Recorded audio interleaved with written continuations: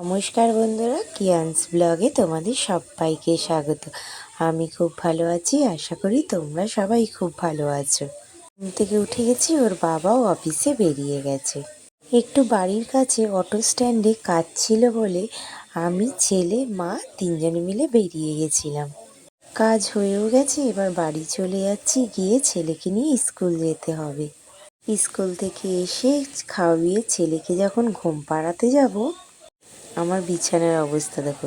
আশা করি তোমরা এই গ্রামে সবাই জল রাখো, আমরা জল রাখি না, আমার ছেলে খেলনা রাখে। ওটা নাকি ওনার খেলনার বালতি। তবে জানো তো, এবছর জগদ্ধাত্রী পুজোতে একটা দোকানে নিয়ে গেছিলাম ওকে খেলনা কিনে দেবো বলে।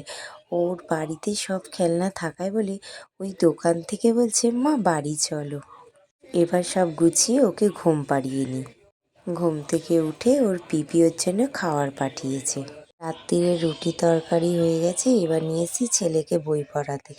ও পড়বে কি, ছাড়ি বিছানাময় খেলনা, লোকজন আসলে যে কোথায় বসতে দেব, আমার বিছানাতে জায়গাই নেই। তো এবার ওকে বই পড়িয়ে নিই। আজ এইটুকুনি থাক, সবাই ভালো থেকো, সুস্থ থেকো, শুভরাত্রি।